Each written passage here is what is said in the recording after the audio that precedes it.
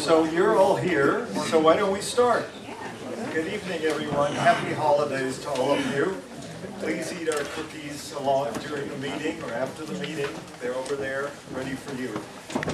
Squirrel Hill Historical Society, a volunteer organization that's now been here 18 years. Let me introduce everyone who runs this place. I'm Mike Ehrman, I'm the president. Helen Wilson in the back, handling chairs right now, is a vice president. Betty Connolly is hiding somewhere in the back, but she is also a vice president. Helen has, with some help from the rest of us, has just finished something you want to go and see. You know, we have rotating library exhibits, and given what has just happened, we thought it would be appropriate to do one on the Jewish community. So you will find that at the library as of yesterday. Please go by and see that exhibit. Okay. You have our meeting notice in January. Well, let me finish with the officers, and then we'll go to that. We have a board. Gene Binstock in the back handling sales. Wayne Bossinger in the back. Toby Chapman is here. Board member Jim Hammond is here. And I'm seeing if there's anyone else from the board here tonight. I don't believe so. But at the camera, Janine Michael. How many of you look at our website? How many of you read the website? Janine created our website. She's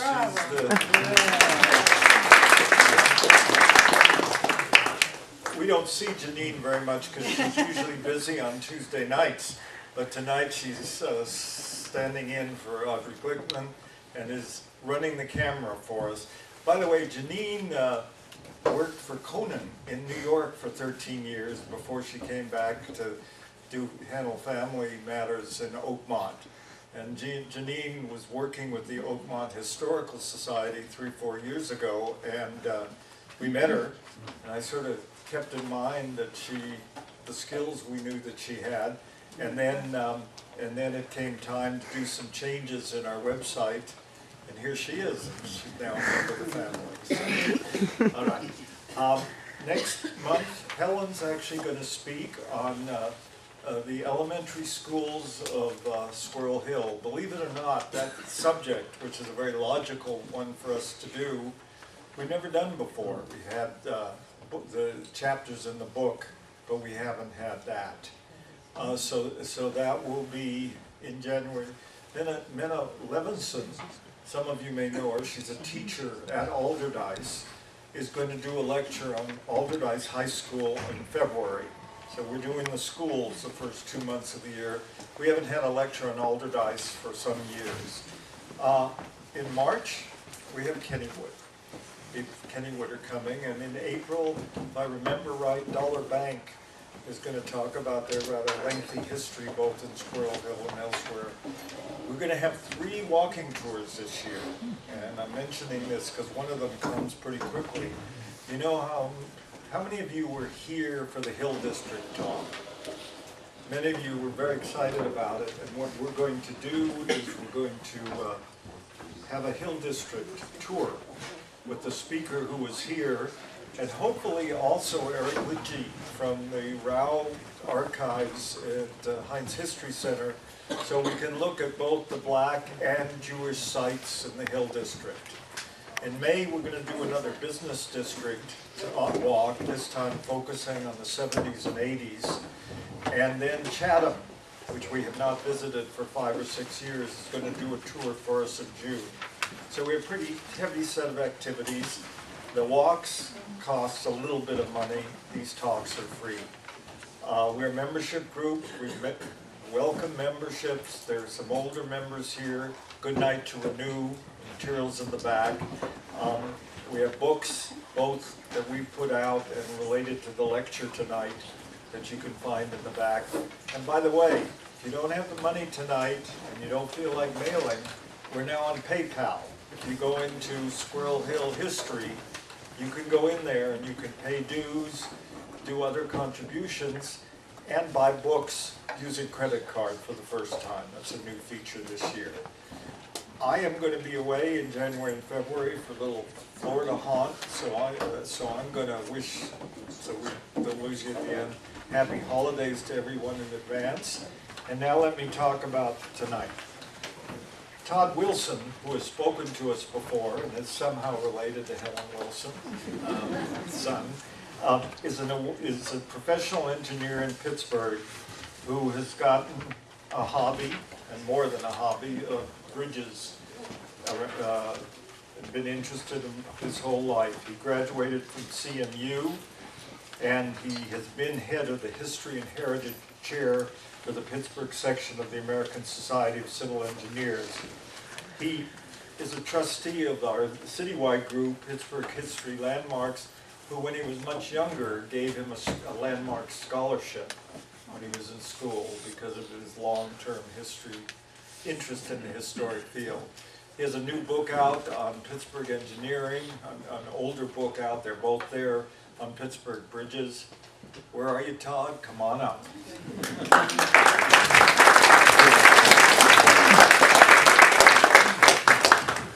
Well, thank you, Michael, and it's certainly a pleasure to be here tonight. As a lifelong Squirrel Hill resident and a product of Squirrel Hill education with St. Phil's, Minadeo, Alderdice, and CMU, it's always exciting to talk about a place that I love, Squirrel Hill, as well, and the city of Pittsburgh. So with that, so I had the privilege of working with Helen Wilson to put together a book on, the Arcadia book on Pittsburgh's bridges in 2015, and then working with the American Society of Civil Engineers, Pittsburgh section, to celebrate our 100th anniversary this year for the Engineering Pittsburgh book, which just came out in September. And what this talk is about tonight isn't so much the books themselves, but all of the really fun things and exciting things that we learned about Pittsburgh while going through. It's really interesting to think of history as a story, and Pittsburgh's built environment tells a story. Have you ever noticed there might be something like a strange intersection in Pittsburgh, or a road that might not connect, well, that's not necessarily an oddity, but that's part of Pittsburgh's story. So tonight, we're going to go into some of those stories and connect how the Pittsburgh of the past has transitioned and rebuilt to the Pittsburgh of today and left us behind some clues. So with that, here's the Pittsburgh that we know and love. And just think about this. If you had to do it all over again, is this the way Pittsburgh would look? Would our built infrastructure be like this? We go back in time. Here's Fort Pitt, and Pittsburgh was the settlement that developed around the fort. So if you would start over, how would you do it? So this map, I'm going to jump around to a few different noteworthy things throughout the city's history. So before I talk about each section, just to orient you, the red dots will correspond with what part that I'll be speaking about. With first being the area around downtown. So this is the original plan of Pittsburgh. And here's Market Square right here to orient you. And this was surveyed, you can see 1784. You can see that the original plan shows two street grades, one along the Monongahela River and one along the Allegheny River. Now imagine that you wanted to build the first bridge in Pittsburgh. Where would you build it? Would you build it here at Smithfield Street? Or here at 6th Street? Well, the story that these locations tell you is not just how this relates to the city, but how it relates to what is on the other side of the river. And these locations start to become a lot more clear. So here's an image of the Monongahela Bridge as it was first known, or at Smithfield Street, or today it's known as the Smithfield Street Bridge. And it was built here because the bridge connected with a winding road that straddled this little valley to ascend Cole Hill or Mount Washington rather steeply. So if you're familiar with Sycamore Street today, that occupies a lot of this road. But if you look at the old maps, you can see here's the road, the old Cole Hill Road with the newer road. You can see it's called Washington Turnpike. And the reason is that not only was this the first break in the hillside on the other side of the river from downtown, But this road continued to Washington, Pennsylvania, where in Washington, Pennsylvania, you could get on the National Road and head towards Baltimore and reach Washington, D.C. So certainly, we'll call this our route to Washington. Now in 1870, the Monongahela Incline, which many of you are familiar with, first opened. Notice this is the old Smithfield Street Bridge, the second one on the site, which was John Roebling of the Brooklyn Bridge fame, John Roebling's first vehicular suspension bridge and second bridge ever built. The reason that the Monongahela Incline was built, kind of at the end of Grandview Avenue there, was in order to help build the incline where it would be most used, close to the Smithfield Street Bridge, so you could use the incline and get to the Smithfield Street Bridge. Now, when I talked about driving across the Smithfield Street Bridge and going to Washington, you can't really do that today. And part of the reason is that this part of Sycamore Street is closed. Sycamore Street was rerouted. So it's just interesting that here's a little clue, because you can see the grading for the road. And by the way, the transit tunnel there was built in 1904 to connect the South Hills directly to the Smithfield Street Bridge by trolley, and today both LRT vehicles and buses. So again, the very reason for that tunnel existence was because of the Smithfield Street Bridge, even though it appeared almost 100 years later. So here's the current alignment of Sycamore Street. And that project involved building this giant retaining wall, a steeply sloped bridge, so certainly the technology that they did not have available back in the 1800s. But since we're talking about the Monongahela Incline, where do you think the first incline was in Pittsburgh? Well, let's take a look right here. Notice how this valley, all of these bridges over the valley, seem like they should go over something. And the answer is that there were various inclines in that valley. Now, Mount Washington was originally known as Coal Hill because of all the coal. And there were mines, and maybe about 5 to 10 years after the Smithfield Street Bridge opened, an incline was built, shown here on the map. Here's Carson Street, the Smithfield Street Bridge would be up here. And that incline was built to carry the coal to the river.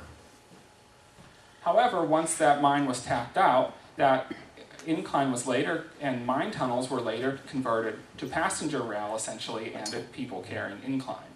So you would be able to take the incline car up to around here, where you could board a passenger train and go through a tunnel in Mount Washington. That was kind of a complicated arrangement with a transfer, and as you can see, here's this Castle Shannon Incline, railroad as it was later known, with the railroad and the tunnel portal. So in the 1890s, two new inclines were built. One, Castle Shannon Incline number 1, to go up to the front side of Mount Washington, and another one to go back down to effectively bypass the tunnel. So here's what this Castle Shannon Incline looked like in the 1960s before it closed. Some of you may remember it. You could even, at this point, drive your car onto the incline, like the one in Johnstown. And there's the incline. Notice the Civic Arena is in the background. So despite its deteriorating condition, you can see what it looked like in its final days. Now, I mentioned that there was a second one on the backside of Mount Washington. Notice here's Haberman Avenue, and notice this linear line of trees, which is a hillside. That's where the incline used to be. And you can see the incline ends around where the old Allentown or Brown line of the light rail used to go. And here's the portal of the transit tunnel, which goes to the Smithfield Street Bridge. If we take this and we move back in time, we can indeed see here was the old incline, and here's the old Castle Shannon Railroad. Today, this is the location of the T of the transit tunnel to the Smithfield Street Bridge. So it's pretty interesting how this location today is still, even though it's a different tunnel, it's still about the same location. It's just when they close this railroad, they instead bored a new tunnel to go to the new Smithfield Street Bridge. So it's just part of the story of why things may exist where they do. Part of it's topography, and part of it is because there was something there before. Since we're talking about inclines, we should talk about the other incline in the city, the Duquesne Incline. Does anyone wonder why the Duquesne Incline seems to end in a gravel lot? Pretty much every bit of civil engineering infrastructure, roads, bridges, inclines, they were all privately built back then. So they required funding and investment, and if it didn't make money, it didn't work and it wasn't there. But the reason is, this was completed in 1877, a significant year because the Point Bridge opened that year as well. They opened within 2 months, and that was not by accident. So in that way, you could walk across the Point Bridge or take public transportation across the Point Bridge and transfer to the Duquesne Incline. However, in 1959, the Fort Pitt Bridge opened, and the Fort Pitt Tunnel was completed not long after, and that helped usher in the era of high-speed automobile transportation. Needless to say, a lot of our transit systems really started to suffer, and the Port Authority was formed in the 1960s because of the bankrupt trolley system here. And also, when the new Fort Pitt Bridge opened, the trolley stopped on the old bridge, and that started the Duquesne Incline's isolation. It closed in 1962, but was rescued by a nonprofit. Now we'll go over to the Allegheny River, and let's talk about the 6th Street Bridge, or St. Clair Street. Believe it or not, the original planners of Pittsburgh did not have both streets and avenues downtown that didn't intersect. The streets were named like there's St. Clair Street, Irwin Street, Hand Street. So here's the location of the 6th Street, the original Allegheny River Bridge, and you can see it goes right into the heart of Allegheny City, or the public square. So the first bridges in Pittsburgh were built based on what is on the other side of the river. One thing interesting on this map, you can see the old canal that ran through here. That was also known as the main line of public works. It's another image showing the various transit routes on the old 6th Street Bridge, where if you went straight ahead, now you're on Federal Street, and you're on US 19, what became US 19, and you can go to Erie, then you can even reach Canada. Meanwhile, if you crossed the bridge and turned on Ohio Street, you would go to Ohio, which later became the Lincoln Highway, which eventually would take you to San Francisco. So it's hard to imagine both the 6th Street Bridge and the Smithfield Street Bridge being significant routes for travel to and from the city. Today it's a lot more local traffic. In fact, the 6th Street or Roberto Clemente Bridge is considered pretty much the bridge to PNC Park, with these barriers of highways and railroads and Allegheny City really cutting off the original routes. Next, we're going to talk about a bridge on Homewood Avenue in Point Breeze. Does that bridge sound familiar? It's there. So, looking at the old Western Pennsylvania Historical Magazine, there was this line down from Bruce's Pond, which is around where Linden Elementary School is. There was an unbelievably deep and narrow ravine. And that ravine was filled in. However, if some future archaeologists were to do some digging, they would find 2 graceful arches made of huge blocks of granite. And believe it or not, we don't have to imagine what these huge blocks of granite might look like, because when the downtown hump was removed, those blocks of granite were moved to the courthouse, because now that you had an exposed basement to the courthouse, it would help polish some of the streetscape next to the courthouse. Here's the courthouse, and notice how, now I don't know if this is specifically the huge blocks of granite, but it looks different than the stone on the courthouse, and you can imagine this being a bridge parapet. So whether this is part of that old bridge or not, I can't say for certain, but it's pretty interesting to see why this, to at least conjecture why that is different than the rest of the courthouse. By the way, you can see the old courthouse basement windows, so the original street level was probably up about here. Now looking at a map of Frick Park and Point Breeze, the logical place for the bridge to be, if you follow the creek, is where the park stops, at Homewood Avenue. So here's Homewood Avenue looking towards Homewood Cemetery. You can see this area of the street has just a fence on either side. So here's Homewood Avenue. Here's the traffic circle. And I apologize with the mic cord. Let's see if I can. So sorry. Let's see if I can back up a little bit more. But so here's Homewood Avenue in the traffic circle. And there's Sterrett Classical Academy, where I went for middle school.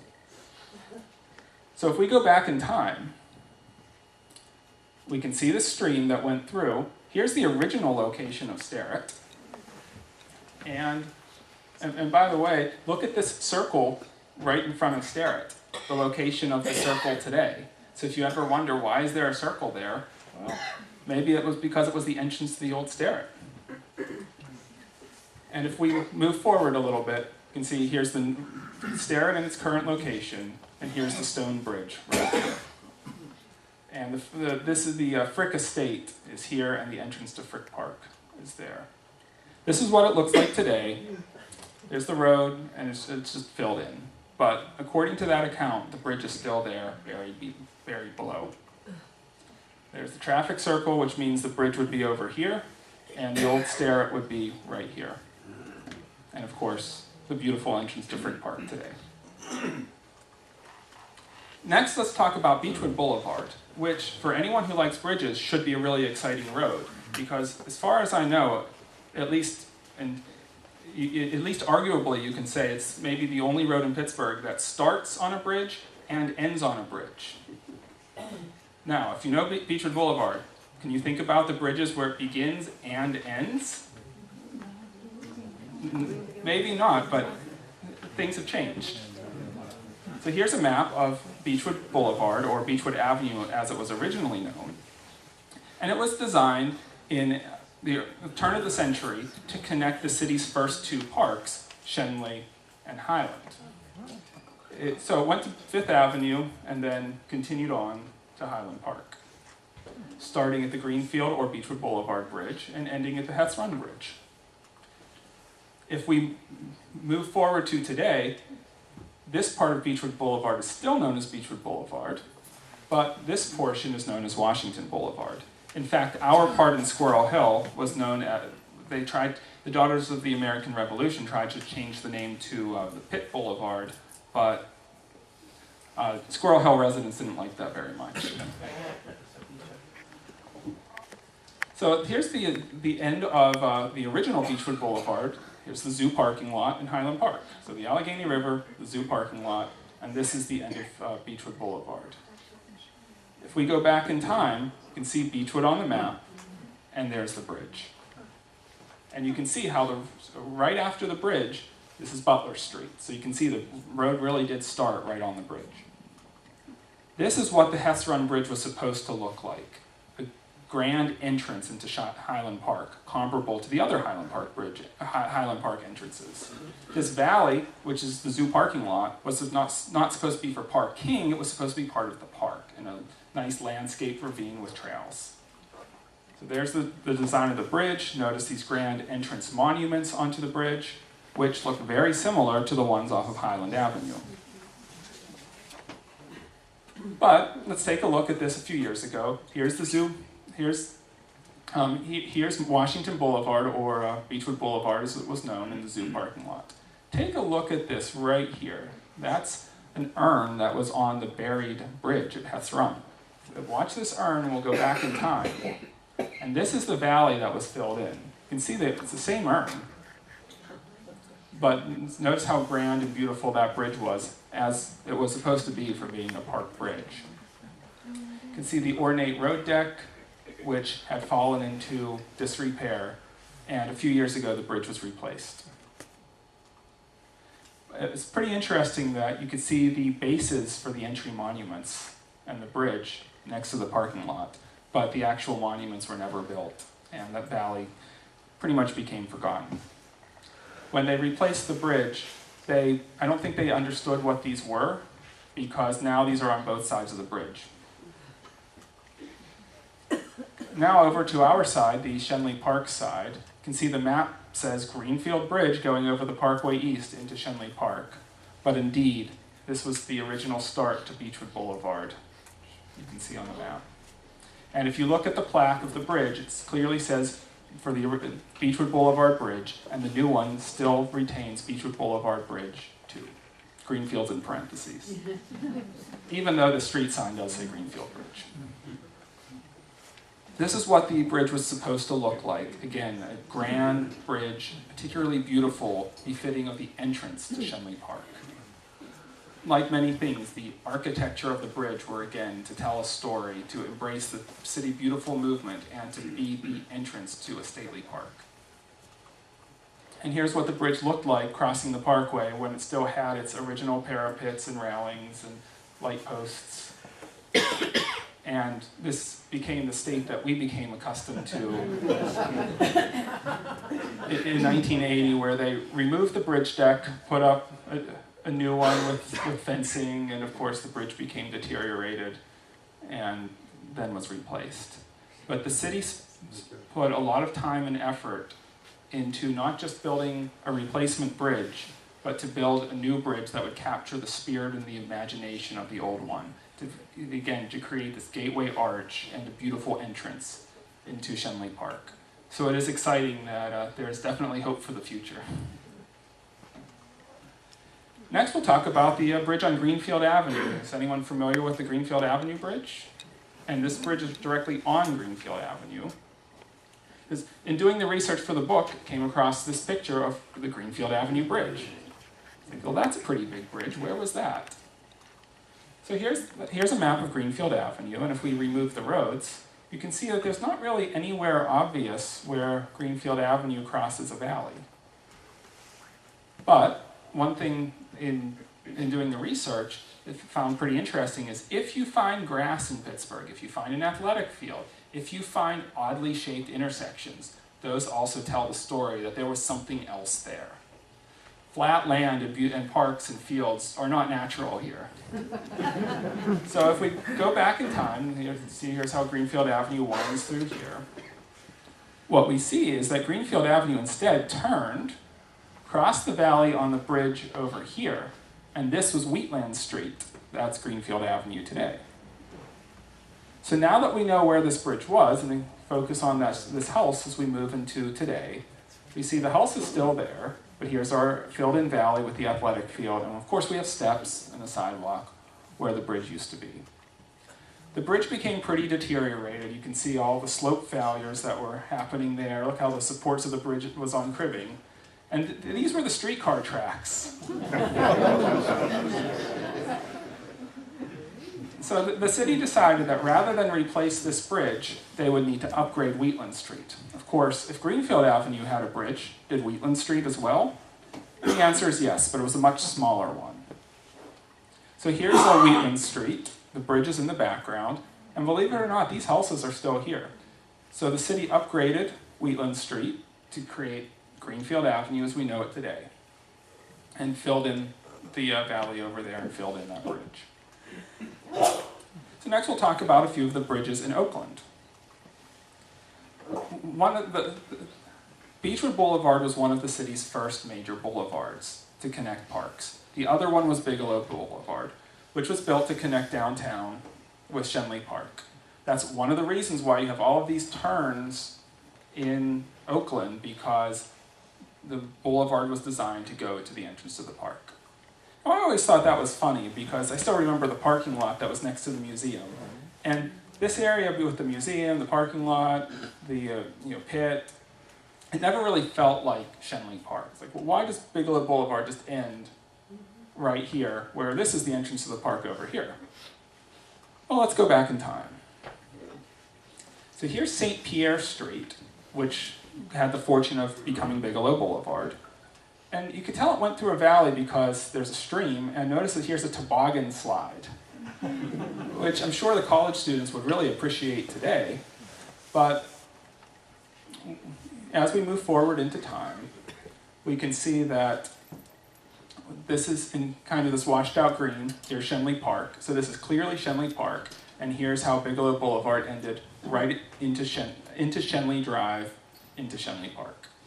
It's interesting that the Carnegie Library is built fully in Schenley Park on this map.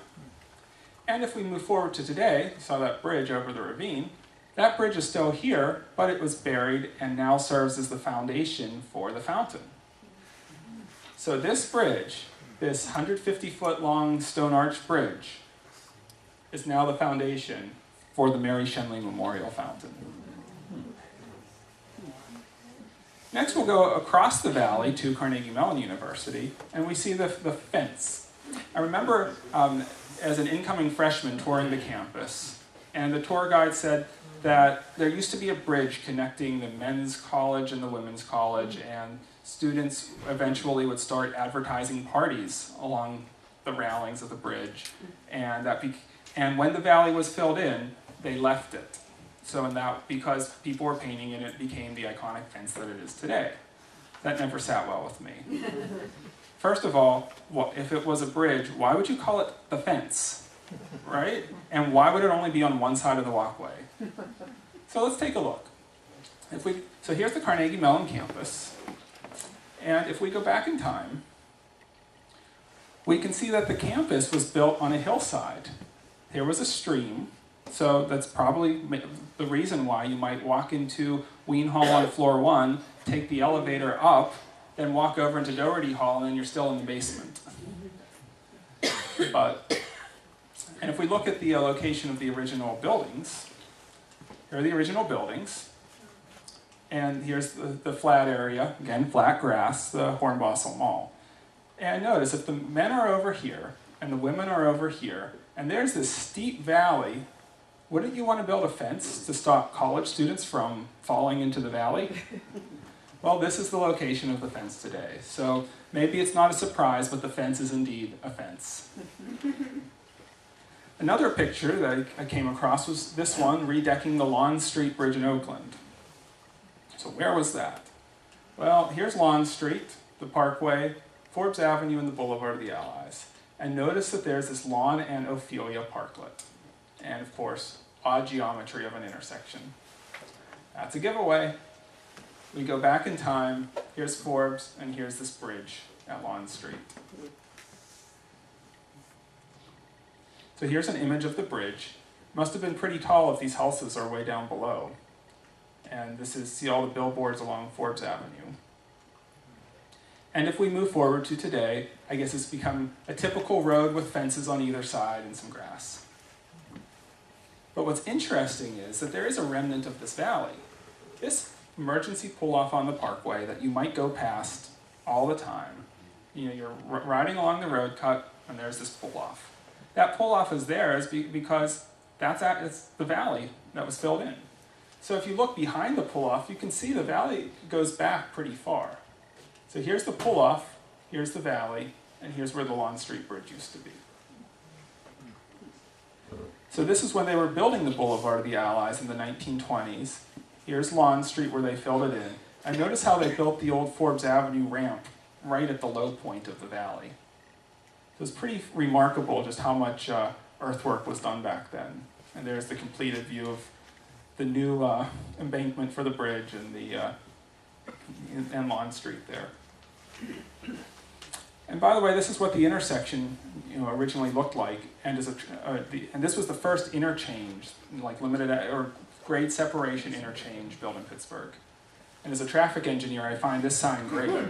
Do not enter, stop, one way. Right? It's all in just one sign.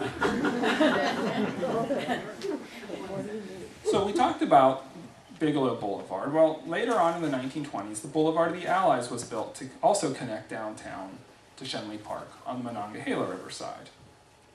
It was built in a few distinct phases, downtown to Forbes in 1922, Forbes to Shenley Park in 1928, and then it took a while to determine how they wanted to continue it through Shenley Park.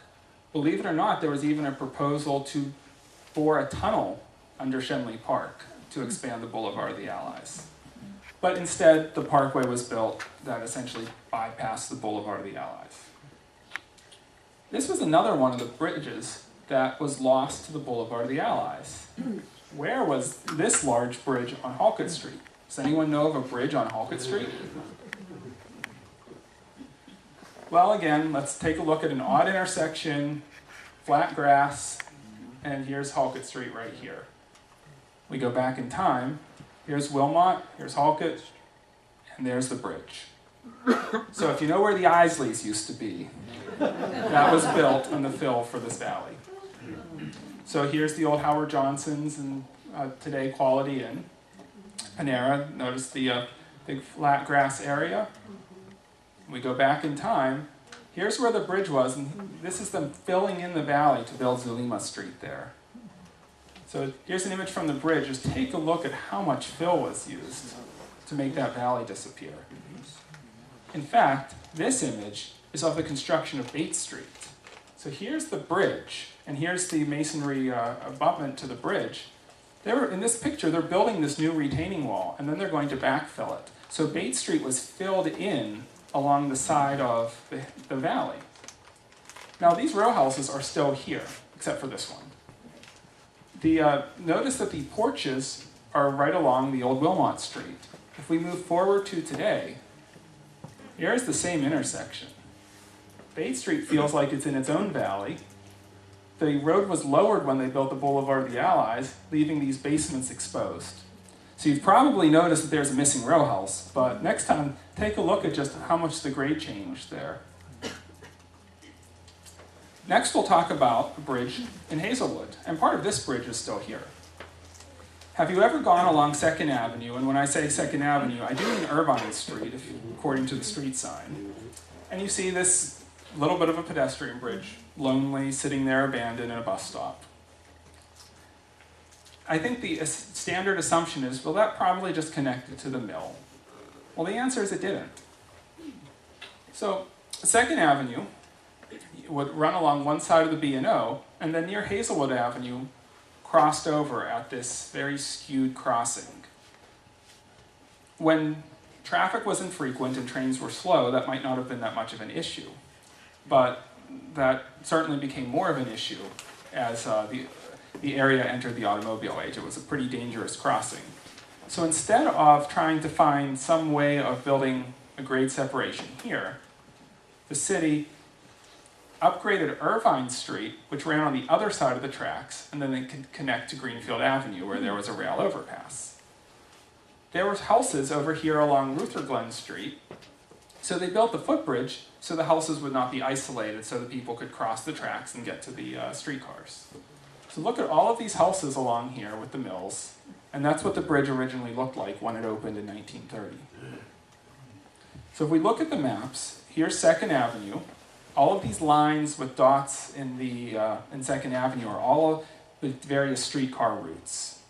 Irvine Street is clear, meaning it was an unimproved dirt road, and Ruther Glen Street with the various homes and businesses. So that's 1910. If we move forward to 1939, you can see here's the new Irvine Street, and there's the bridge. If we move forward into 1967, the bridge is still here, but the entire little neighborhood is gone. So really, that bridge is the only thing left of this area of the city. Next, we'll talk a little bit about Duck Hollow. This is the Browns Bridge, which is the predecessor to the Homestead High Level Bridge. And this was interesting, McFerrin Avenue footbridge over 9 Mile Run. Where was that? This is the old Browns Hill Road, and here's McFerrin Street into Duck Hollow. If we go back in time, we find here was the footbridge, which went straight from McFerrin Avenue across. In fact, this kind of diagonal connection that you have today didn't exist back then. And so this is what the area looks like today, and the giveaway is that the power lines. If you go back in time, there's the old footbridge, which made sense, because if you lived here, this was a nice shortcut, so you could get to the Browns Bridge and cross the river into Homestead. The bridge was first washed away, it was built in 1919, washed away in 1936, and all I could tell is it was demolished some point in the 1970s, so if anybody knows specifically when, please let me know. Now, I'm not going to talk too much about the changing Homestead landscape, because there are better sources for that. But if you're not aware, the area with the waterfront today, which used to be the steel mills, before that was a neighborhood. And if you go to the Homestead Hebrews website, run by Tammy Hepps, who might be here tonight, you can find a lot of really, really interesting things about the history of Homestead and the Jewish history of Homestead, including a lot of interactive maps showing where people lived. And it's a pretty exciting site, and hopefully it will be a topic for another presentation in the future. But anyway, so here's Homestead. This is about where Eaton Park is, and this was where the old Browns Bridge lined up. If we move forward to today, there's where the old Browns Bridge was, here's the Homestead High Level Bridge, and there's Duck Hollow. You can see the neighborhood that used to exist. If you've wondered why 8th Avenue is the main street in Homestead, you can see where all the other streets used to be. And moving forward to today, here's the waterfront, the Homestead High Level Bridge, and here's the old route to the old bridge. In fact, you can see that even though it's hidden, the old road to the bridge still exists off of Old Browns Hill Road. And there's, of course, the new bridge today. And this is what it looks like. So, and if you follow this brick road, follow the yellow brick road, you come to the old bridge abutment. So again, parts of the history are still hidden behind the trees, but are still there. And the last bridge I'll talk about tonight is the old California Avenue Bridge, way on the other side of the city, but this one's pretty cool. If you've gone along Ohio River Boulevard, you might wonder, why is there no road along the river? Pretty much anywhere else around here, there's at least some sort of road that they fit in along the river. And if you go back in time, you can see that there used to be a road along the river. It kind of squeezed in along the railroad. The railroad ended up wanting to expand, and they wanted the road out of there. So the railroad worked with an agreement with the city of worked out an agreement with the city of Allegheny to help move the road up to the top of the bluffs by providing a bridge over the Woods Run Valley. You can see today, a much wider railroad, Ohio River Boulevard, and then California Avenue is just over here. So here's the Woods Run Valley, and you can see that they kind of stenciled in what would become the bridge as Market Street was upgraded to California Avenue. If we move forward to today, here's California Avenue, and then Ohio River Boulevard was built later. But being the railroad, they weren't just going to build a bridge. Instead, they wanted to upgrade and replace their 1865 bridge in Weirton, West Virginia, and Steubenville, Ohio. When that bridge started construction, this area was still Virginia. So in 1889, they moved this bridge to Allegheny City. So if you think about moving a bridge today, imagine it in the 1880s. So here's an image of the bridge over the Ohio River, and here's the bridge spanning the Woods Run Valley. Later, as California Avenue became a more important route, they added an extension on top of the bridge. And then in 1926, they replaced it with a bridge that looked like designed to look like a replica of the Schenley Park bridges. So there's the bridge over the valley, and here's where it came crashing down. It's pretty interesting that you can see the chimneys active. So even though the bridge came down, you're still living right in the shadow of the bridge debris. I guess like our experience with the Beechwood Boulevard Bridge replacement, they probably didn't have the same safety radius that they had back then. And one thing I just want to point out, which is a kind of a nice brand new research tool, is this Historic Bridge Finder app. The Historic Bridge Foundation and historicbridges.org got together to create a free app in which you can locate bridges. So this is kind of a screenshot of the app where you can just say what's near me, and all of these points tie to bridges that are on the historicbridges.org website. So you say you click on something and maybe you find something like this. So if you're ever out somewhere and you would like to know, are there any cool bridges near me? This free app will be able to answer that question. And I'll take questions, but before I really go into questions, I want to answer a question that I was asked the last time I was here. How many bridges are there in Pittsburgh? Now that's a hard question to answer. In Engineering Pittsburgh, to try to answer that question, I decided to see if I can come up with a better answer than than the 446 number that's floating around. And I'm not saying that number is wrong. I'm just saying that it's a little bit more complicated than that. What counts as a bridge? I think that we can hopefully all agree that a bridge is an engineered structure designed as a connected crossing to transport people over an obstruction. And to count it as a Pittsburgh bridge, it should be permanent. All right, that's probably the easy part. But there are a lot of things that might not count. Like, for example, there are hillside stairs that are structural, that are essentially bridge stairs. Should we count those as bridges? Or should we just say, no, those are stairs?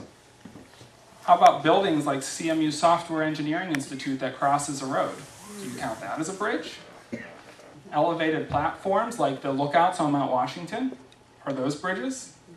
Connections to floating docks. You walk on a truss to go to the Gateway Clipper.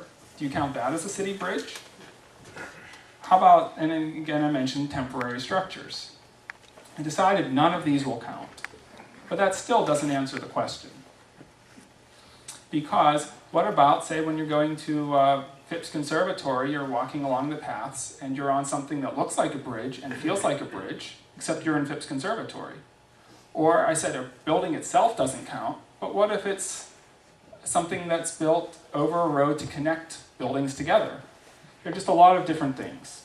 So we'll say that definitive bridges are river crossings, major structures, so like the Beechwood Boulevard Bridge, or intermediate structures that are clearly bridges, like for an example, around the Squirrel Hill Interchange when you cross the Parkway.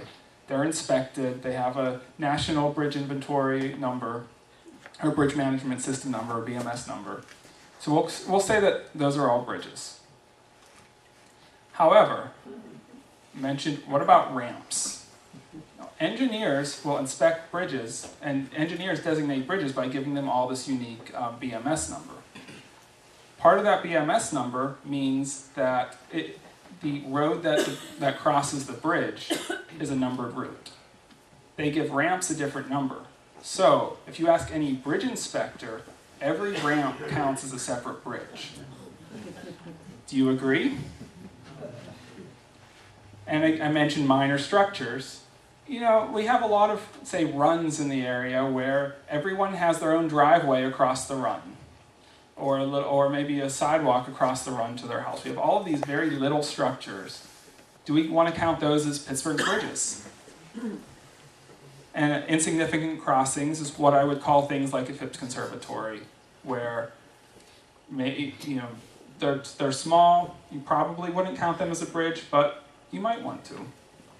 And then buildings would be the connections between buildings. So by categorizing it, I can tell you that we have between 370 and 700 bridges. Now you can take a look at the chart, and whatever you think is a bridge, you can count it up, and now you know, you're the only one who knows what the actual number of Pittsburgh's bridges is. I'm sorry that has to be subjective, but that's probably the best that anyone can do at this point. So with that, this map shows the location of every single bridge in Pittsburgh. And now I'd be happy to take other questions.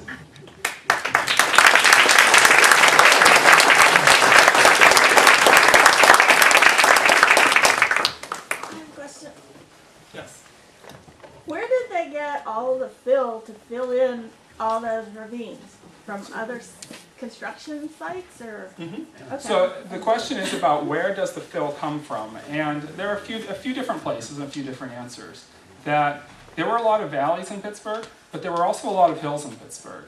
So a lot of areas were lowered. For example, Beechwood Boulevard, if you go up to the North Squirrel Hill side of Beechwood Boulevard, you kind of have a little bit of a vertical crest. That at one point was a much higher hill. So there were a lot of hills that were leveled. The Grants Hill by the courthouse is another example of that. Another thing that they would do to fill in valleys would be to use slag, like in Somerset at Frick Park. So certainly a lot of slag was produced here, and that became good fill for valleys as well. What was under the Beechwood Boulevard Bridge before they built the Parkway? What What was all under there years ago? So under the Beechwood Boulevard Bridge, before they they built the parkway. Originally, that land was owned by the DuPont company, and there was a road through there. Some maps call it Saline Street because Saline Street connected 4 Mile Run with 9 Mile Run. It was a shortcut for going around the river, around the river bend through Hazelwood. Other maps would also show that as Forward Avenue. And other than that, the land really wasn't developed, and that Saline Street was never paved there. So it was pretty wooded there. There's an open space. So it was right. It was a valley. Down there. I thought maybe there was homes down there. Yeah, there really maybe 1 or 2, but directly under there really wasn't much in terms of development. However, just where the parkway crosses Saline Street in the Run area, there actually was a school that was right under that parkway bridge. So if you go under the parkway, you can see the retaining wall and an open and kind of a filled-in area where the steps would have gone up to that school. But yeah, but that neighborhood, like Lower Greenfield, pretty much stops where it had always stopped. Where is that then, that you were just describing as steps? Where's that So if you get on the parkway at? Okay. from Squirrel Hill, you go around the bend, you cross over a bridge. And then you cross over one bridge, and that's over Saline Street. Then you cross over another bridge, which if you look at the second bridge, you can look and see the Cathedral of Learning on the right. Okay, I have to think about that. It's pretty much where the pavement turns from the asphalt to the concrete for the bridge deck. So it's right there. So you get on Squirrel Hill, you go around the bend, and it's right there. Could you flip back to the one that had the number of bridges? Yes. Yeah. And all of this information and more information about this is in the Engineering Pittsburgh book.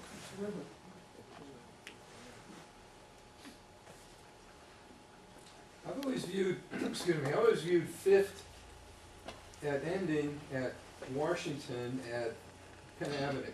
Mm-hmm. But Beechwood Boulevard came in and then Fifth ended at Beechwood. So Fifth Avenue's, so Beechwood and, so the part of Fifth Avenue between Beechwood Boulevard and Washington Boulevard was always Fifth Avenue. So because Beechwood was built later. So that part of Fifth Avenue, they never changed the name. But then down Washington Boulevard and over to the zoo, Mm-hmm. when they envisioned this, that was part of Beechwood Boulevard. That's correct. And that Washington Boulevard part was supposed to be part of Highland Park. And some of that is Highland Park land, but obviously the valley was developed differently. Another part of the story about parks, I mentioned the Hetz Run Bridge and the Beechwood Boulevard Bridge being beautiful bridges. That at that time, any bridge that was supposed to go over a park was designed as a beautiful bridge. So like the Larmer Avenue Bridge over Washington Boulevard, the Meadow Street Bridge over Negley Run, the Stone Arch, Lincoln Avenue, and the adjacent Brilliant Branch Railroad bridges. The thought of making some of those nicer bridges was so they could develop that in the park. Compare that with the bridge on Fraser Street or Swineburne Street over Lower Greenfield, which was kind of built as a utilitarian plate girder. That area was never supposed to be part of the park, so that bridge was built as just a typical utilitarian bridge. Could you talk a little bit about the railroad bridges? Sure, any ones in particular? No, just, you didn't show any railroad bridges. No, certainly. They must be in your 370.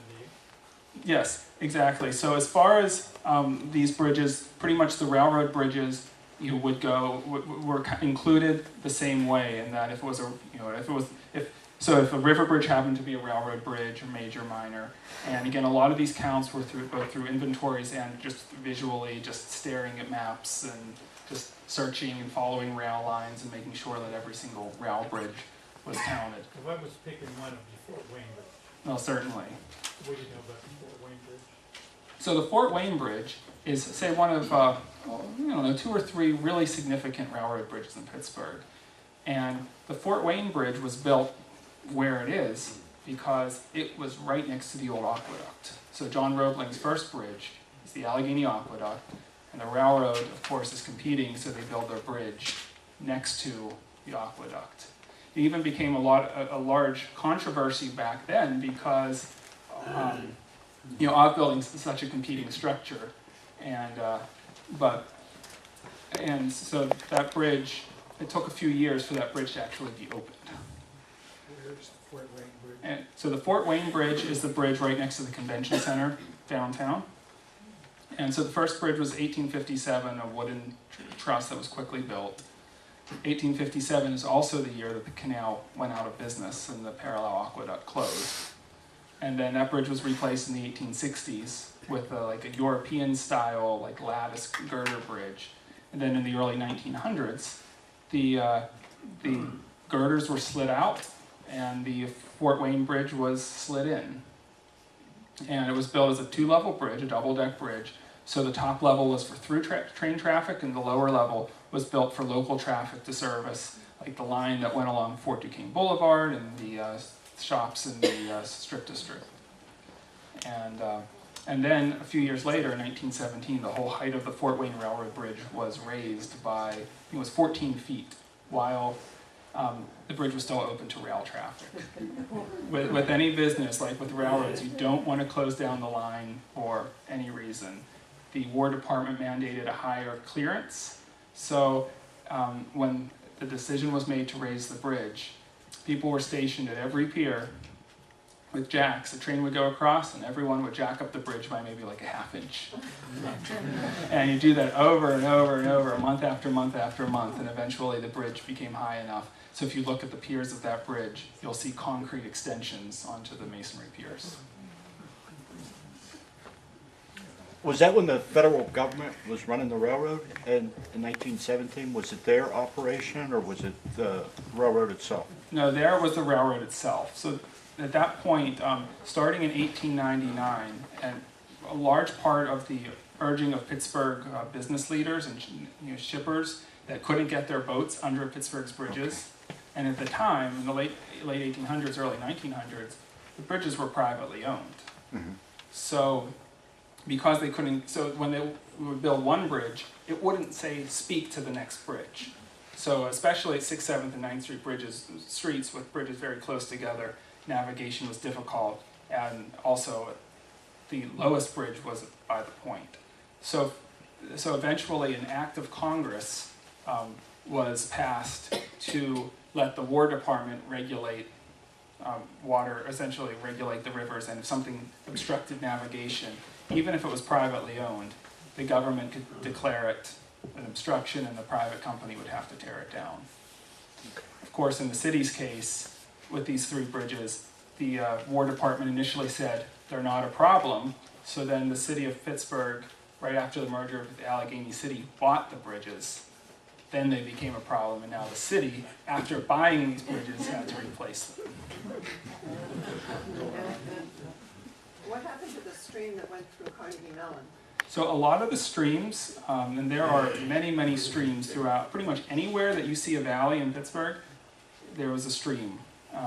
In fact, Shenley Park and Frick Park are pretty much the only areas where the stream is still there.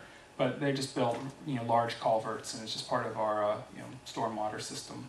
And that empties into, So that would go empty into the Monongahela River by around Greenfield Avenue.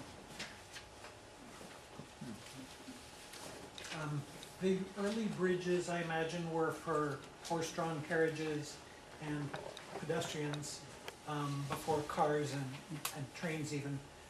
Were there any bridges over the Allegheny or Monongahela that were pedestrian only? So there were no bridges that were pedestrian only permanently. However, the bridge at 30th Street was a metal bridge with a wooden road, and the wooden road caught on fire, and the bridge essentially burned, landed on coal barges and set coal barges on fire. And that was about at the same time that, roughly at the same time where I mentioned having to raise the Allegheny River bridges. The 16th Street Bridge was still privately owned and went up in flames as well. So because of that, there at one point was a pedestrian suspension bridge built across the Allegheny River. So that's, I think, the only example I know of a dedicated bridge. In some of the valleys, there are pedestrian crossings there as well as the staircases. So the pathways in Shenley Park have lots of little WPA bridges. Where would they fit? Minor structures, insignificant? So I would, it probably depends because a lot of the larger WPA bridges in Shenley Park are the ones that are, minor is pretty much my term for a bridge that anyone would still recognize it as a bridge. So those would generally be minor structures. But if there was like maybe a little wooden bridge in the park, then I would call that an insignificant structure.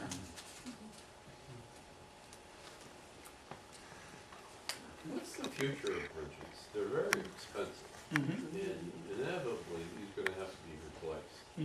Will there be federal money or state money or private money to, will we always have 370 or is it going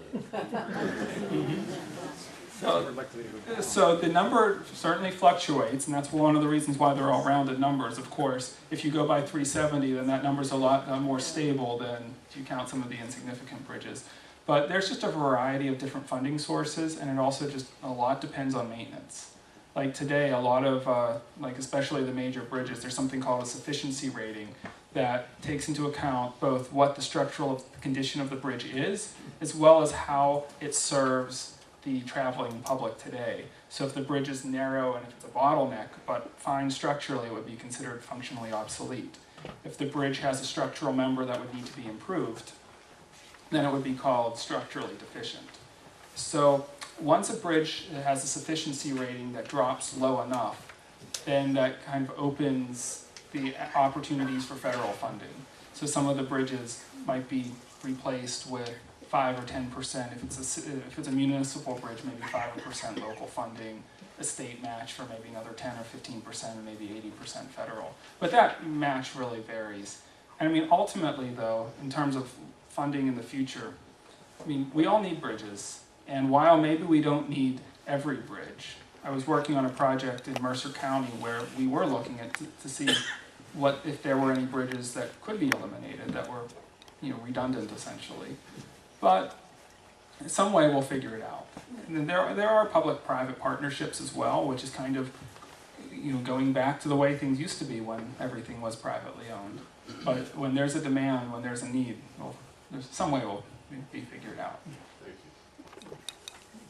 This is sort of related to that question, but sometimes you hear about that bridges are sort of beyond their lifespan, or that they were built for like a certain number of years, and they're like way beyond that now. I've heard that about some Pittsburgh bridges, but I don't know if that's apocryphal or if that's true. I mean, is that true that we are currently driving on bridges that were supposed to have long ago been taken down and replaced? I mean, personally, and keep in mind that I'm a transportation engineer, but I am not a bridge engineer.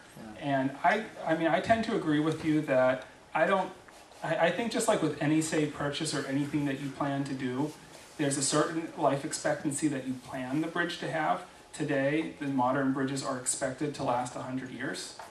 But ultimately, depending on how well it's built, maybe it lasts longer, maybe it doesn't. But also, what's probably most important is how well it's maintained. I mean, certainly you can travel to Europe and drive across bridges that are way older than anything that we have. But just like, say, if your roof starts to leak at your house, if you don't fix that, then more problems are going to occur. So it's unfortunately, maintenance funding of bridges is not like a fun term that politicians will say, well, guess how many bridges I was able to repair? It's always a hard sell, and even as far as funding with fuel taxes, especially when it's a fixed amount, is a challenging way of funding bridges because it doesn't keep up with inflation and it doesn't keep up with alternative fuel vehicles. So we definitely have things to figure out. What's taking so long on the Elizabeth Bridge down in 51? So one question, regarding time frame for projects, and keep in mind that a lot of, they used to be able to erect a bridge, when they replaced the 6th Street Bridge, they replaced that bridge in 95 days. The whole Pennsylvania Turnpike, the original part, was built in 3 years. It's not that we can't build things as quickly, however, you can work a lot faster if you close something. So one of the things that I do professionally is work with contractors to be able to keep traffic moving. So even though with something like the Elizabeth Bridge, if you have to keep one lane of traffic open, or think about the Liberty Bridge, it will take a whole lot longer to do. And likewise, it's also important to try to figure out what that right balance is with how much a project would cost. You can build, say, a new bridge next to an old one and slide it into place, but it's going to cost a lot more. And I mean, certainly, you never hear that we have too much government funding for these types of projects. So in trying to figure out what is the most, what makes sense, what's the right size for each project, some will take longer than others. Are they gonna change the bend down there, or is that? I don't know of anything about, and other than just doing the structural part of the bridge.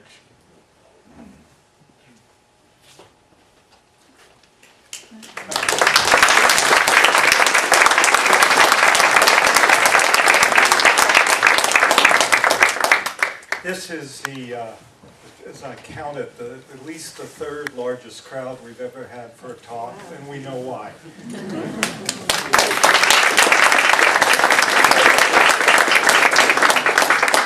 A roadmap for after-meeting activities. Refreshments are there. Chairs are there. Books and membership is in the back. Stay as long as you want, and happy holidays.